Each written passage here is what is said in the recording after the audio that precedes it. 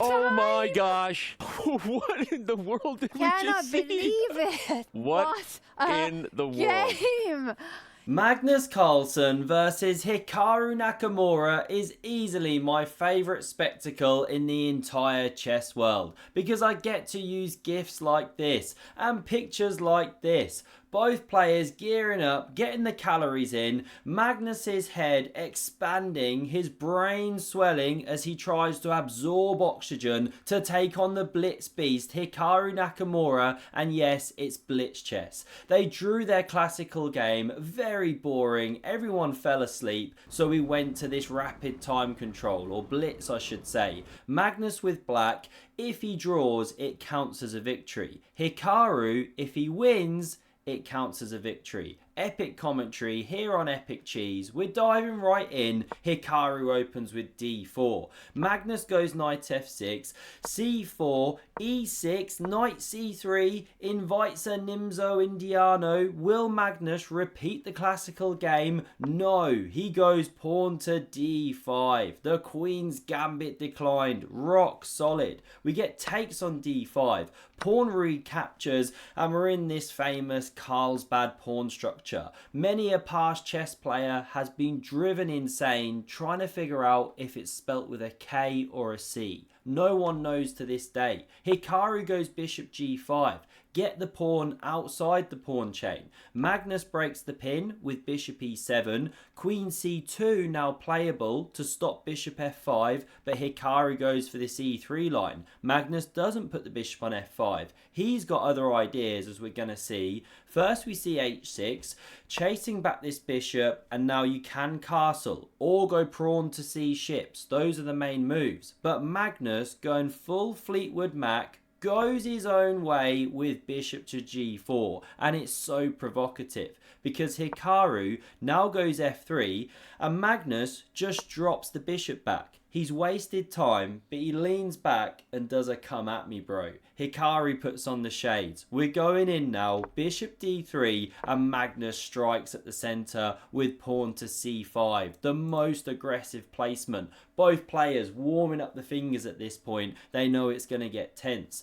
We get knight g to e2. And now if you go c4 as black, well, the bishop drops back, and you give white a free hand with the e4 break. So Magnus holds off. He just gets his bits out. Good chess policy. Develop those pieces. Both players castle, and now rook e1 followed by rook e8. They give each other a wink wink nudge nudge. They've just copied moves, but Hikaru now going bishop c2 has aggressive intentions. His queen covers d4, rook c8 from Magnus developing, and knight f4. Foraying forward, this is what this little retreating bishop move did. It opened the eyes of the queen, covered the central pawn. So Magnus now takes on d4, pawn recaptures. Sorry, Hikaru tricked even me in the commentary here. He first chucks in the Zwischenzug, the in-between move. Magnus forced to recapture, and only now does he take on d4, opening that rook, hitting the backward z-pawn. How do these grandmasters always know the right squares to put their pieces on? When they watch us mere mortals try and do the prophylactic chess, it looks something like this.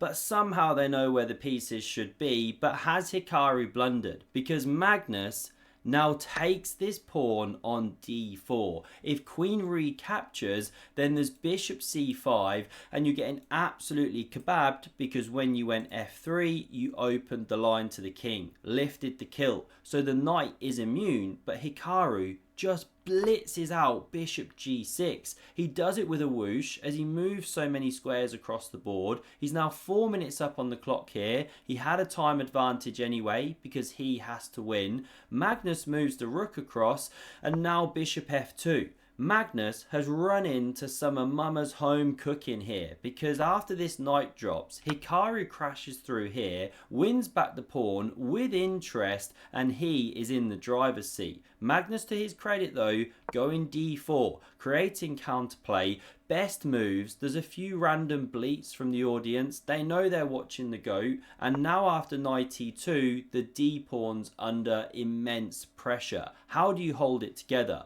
Well, the top engine move, you just really don't find this over the board, no time, is knight d5. Keeps this knight honest, because if it takes, then there's knight f4, square's no longer covered, and you hit these two. Some ninja stuff. But Magnus goes bishop c5. Very natural, but the computer starts reacting. Advantage Hikaru. Now we get knight f4, moving forward into the attack zone, and of course the best move is dropping a bishop back when you literally just moved it, blocking your queen, going bishop d6, hitting the knight. This is such hard stuff to find. I mention all this because Magnus blunders with knight to d5.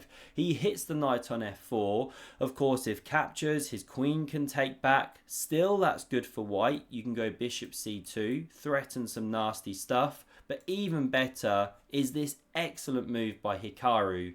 Queen to b3. What a shot. He hits the knight twice, and he doesn't care if Magnus captures on f4, which is what is now played, one of the absolute top moves, hitting two pieces, because this is what Hikaru's got in mind. Slap, bam, wham, rook d6, discovered check, he whispers it, hits Magnus's queen here, and the lady is going down. Magnus sidesteps, the queen drops off the board, full Harry Potter gambit, rook recaptures, and now the bishop on g6 is attacked. You can retreat it to e4, but Hikaru takes on b7, counter-attacking on the knight on c6, and Magnus correctly moves that knight. He wants to keep pieces on the board, he's lost the queen, so somehow he has to develop that harmony between the minor and major pieces. Bishop hit twice now, about to get walloped.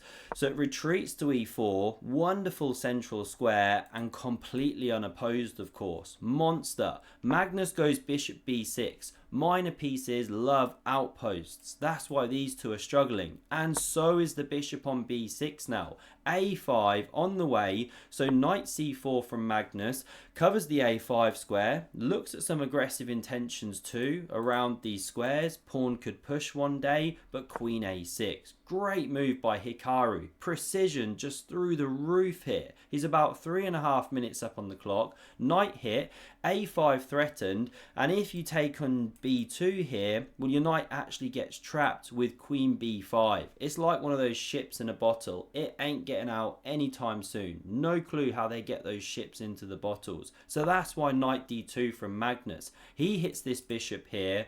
That's why Hikaru goes a5, first kicking the bishop and then saving his light squared one, which moves into b7. Knight b3 now from Magnus, hitting the rook in the corner and rolling out the red carpet for the pawn. Yes, he's significantly worse, but forget the bar here. This is human chess. They're over the board. They're not playing perfect. Magnus has tricks up his sleeve. So rook d1, met by pawn d3, and boy is this a tricky move, because it opens the tensions between the bishops, but also this pawn is attacked twice, defended twice. So what if you go g3 to remove the defender, pick up the pawn? Well, Stockfish poops its pants because this check's on the way. King goes, you drop a minor piece. These are the kind of tricky tactics in the air. So instead, we get takes on c5. Knight recaptures, going to Forktown, but Hikaru takes here. Magnus chopping the bishop, yes, the unopposed monster, but now look at Hikaru's connected pawns, especially the a pawn.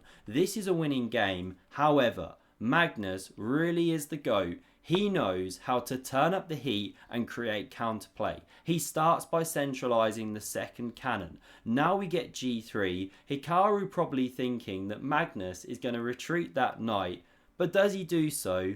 No. He pushes on with the d pawn all the way down to d2. If the knight is captured, then look at the bar go. Absolute meltdown because black is winning. You check. If, of course, the rook takes, well, then you go here, make a baby girl. If king f2, then you take here. And okay, you can run an a pawn or something, but it doesn't matter. The rook's going to move. You can even do it like this. It's a lost game. Black's a rook ahead. So the knight's now immune. So what does Hikaru do? Well, not the right move. he should play the very cool and calm King F1. It just covers this checking square here. Black's got nothing but to retreat the knight. Then you continue pressing, white's winning. But what Hikaru does is Queen B4. And look at the bar react. We're pretty much a level game now. And the idea is that he's thinking, okay, knight moves, pawn's going to drop right. What else has Magnus got? Does Magnus move the knight here? No. He plays the absolutely stunning brilliancy. Rook to d4. Barely seconds on the clock used. He's so low on time. It's just a stunning tactic. If the queen takes, then you go to Forktown, population Hikaru with knight e2, check that king, win the rook, and that should be a one game, or at least you're holding a draw, right? And if you go queen c3, same problem of course, knight e2 check. If queen b5 to counterattack the rook, well, it slams down on the back rank. This is the problem. So that's why Hikaru has to go for this. Botez gambit time, give that lady up. It is the best move, and we reach this absolutely fascinating endgame. 3 pawns versus a minor piece. Technical draw, but Magnus so low on the clock. However, that's so low, not so low like Han Solo. We are now at move 40 after rook a8. Finally, Magnus is getting 1 second increment on the clock. He's going to need it because Hikaru turning up the heat here. The kings start marching in to the center of the board. The pawn advances, and the moment it does, knight c5 is excellent. Light squared blockade, and if you carry on pushing, trying to sack a pawn and distract the pieces and then go b7, doesn't work without going through all the lines. So instead, Hikaru correctly moves in with the monarch. Magnus does the same. King f4, threatening king f5, going to Munchtown on the pawns, so Magnus goes g6. You shall not pass. We get h4, looking to undermine the pawn chain. King d5, king g4, preparing to support h5. King c6 from Magnus. He's in a kind of holding pattern here. He doesn't have active plans. And after h5, I honestly think this is just so classy. Shows why these guys are a world apart here. Because if you go g5 or takes, anything like that, you let this white king in so dangerously, it just can't be played. So what does Magnus do? He goes rook g8. It's just the only move in the position to hold the equilibrium. It really is a special move. Looks simple, but seconds, I'm talking seconds on the clock here, as we're going to see. Because now, if you take, rook recaptures, we're going to see it. Hikaru goes rook c2 first, pinning. Magnus breaks the pin. Now we get takes. Magnus recaptures with check. It's a dead level endgame if Magnus can keep his cool, but he plays it outside of the time control. To 1 second, and there's only 1 second. He's about to flag again. Wow, Magnus Hikaru trying to edge. 1 second again. He's gonna losing. flag. Oh, He lost flagged. on Oh time. my gosh. Cannot believe it. Magnus is like, he knows that he should have held it. Hikaru comes back sheepishly like, oh man, I don't know what happened there. Magnus smiles. What in the world? Game. Hikaru wins it. He takes the 1.5. Magnus just gets a point. Truly epic battle. It really was enjoyable to watch. I hope you loved it too. Do smash subscribe if you did. And for another incredible game of chess, check out the video on the screen. Thanks very much for watching, and see you soon.